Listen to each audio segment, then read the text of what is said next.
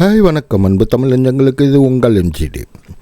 இன்றைக்கி எதை பற்றி பார்க்க போகிறோம்னாக்கா, நம்ம யூடியூப் சேனலில் இந்த பெரிய கொடி கட்டி பறக்கணும்னு நினச்சிக்கிட்டு இந்த சில தற்குறிங்க சுற்றுவானுங்க. அவனுங்க எப்படின்னு பார்த்திங்கன்னா, என்னமோ அவன்களுக்கு மட்டும்தான் எல்லாம் தெரிகிற மாதிரியும் மற்றவன்லாம் ஒன்றை மாதிரியும் அவனுங்களுக்கு ஒரு நினப்பு. அதுலேயும் இந்த பேடு போராளிகள் மாதிரியே இந்த பேடு நெறியாளர்கள்னு ஒரு கூட்டம் இருக்குது.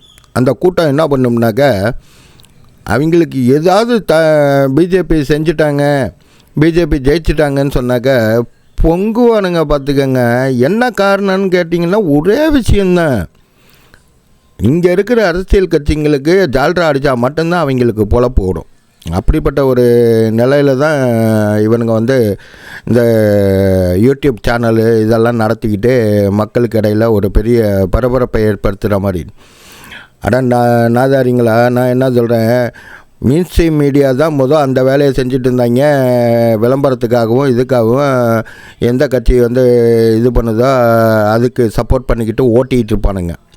என்ன இப்போ நாதாரி பயலுக இந்த மெயின்ஸ்ட்ரீம் மீடியா வந்ததுக்கப்புறம் இந்த யூடியூப் சேனல்ஸு இந்த சோஷியல் மீடியாலாம் வந்ததுக்கப்புறம் தான் அவனுங்க கொஞ்சம் அடங்குனானுங்க.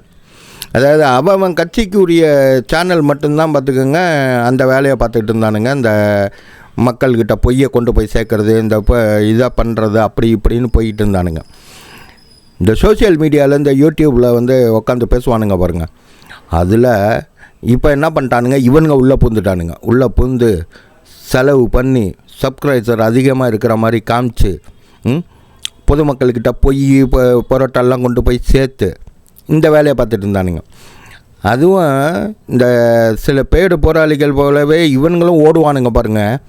காசு பண்ணணும் ஒருத்தன் இது பண்ணும்போது பிஜேபி பீகாரில் ஜெயிக்குது.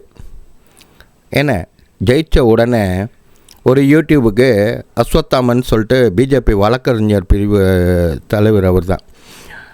அவர் பிரதமர் மோடி, யோகி ஆதித்யநாத், அப்புறம் அமித்ஷா இவங்களுக்கெல்லாம் நெருக்கமாக பழகினவர்.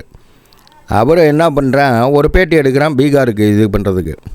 எடுக்கும்போது என்ன சொல்கிறான்னு கேட்டிங்கன்னா, என்ன சார் நீங்கள் 17 லட்சம் ஓட்டு திருடி ஜெயிச்சிட்டிங்க போட்டிருக்கு அப்படின்னு கேள்வி கேட்குறான். இது எவ்வளோ பெரிய வார்த்தைன்னு பாருங்களேன். இது யார் பேசின வார்த்தைன்னு யோசிச்சு பாருங்கள். காங்கிரஸ்காரன் பேசுனது, அடுத்து திமுககாரன் பேசுனது, அப்புறம் அந்த அல்லக்கை கூட இருக்குமே ஒரு 4-5 இதுங்க, அந்த கூட்டணின்ற பேரில் அதுங்க பேசுனது. அப்போ நீங்கள் என்ன புரிஞ்சுக்கணும்னா, இவங்களோட கருத்தை அப்படியே இங்கிட்டு பிரதிபலிப்பானுங்க. அப்போ சோசியல் மீடியாவுக்குள்ளேயும் இவனுங்க யூடியூப்புக்குள்ளேயும் பூந்துக்கிட்டு இவனுங்க அதே கருத்தை பதிவு பண்ணுறானுங்கன்னா அப்போ எப்படிப்பட்ட இதாக இருப்பானுங்கன்னு பாருங்கள். இப்போ அந்த காணொலியை போடுறேன், அவர் எவ்வளோ டென்ஷன் ஆவாருன்னு பாருங்கள். அந்த கோவத்துக்கு எப்படி ரியாக்ஷன் காட்டுறானுன்னு பாருங்கள். மன்னிப்பு கேட்குற வரைக்கும் விடமாட்டேன்ட்டாப்ல. அதுதான் ஆண்மைத்துவம்.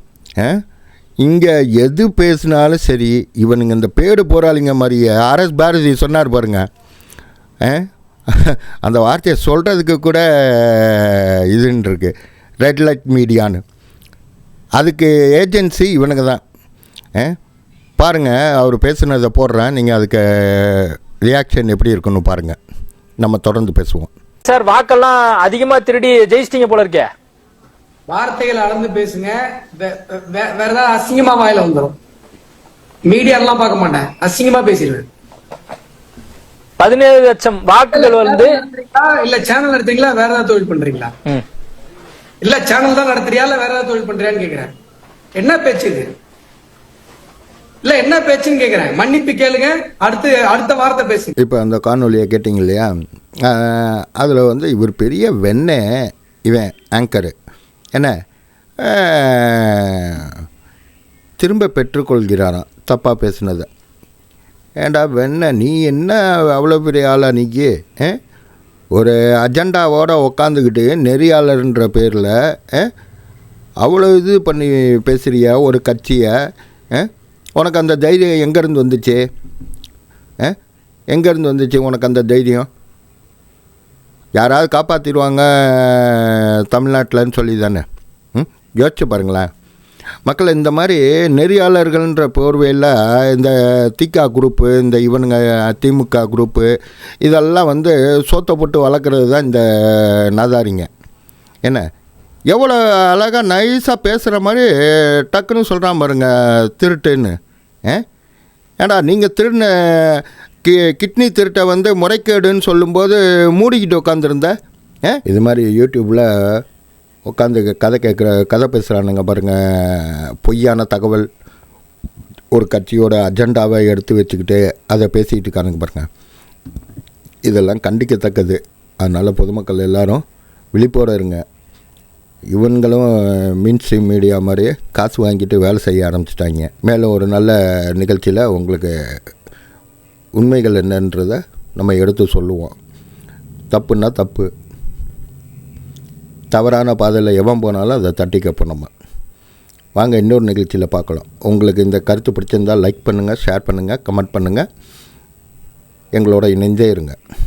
நன்றி, வணக்கம்.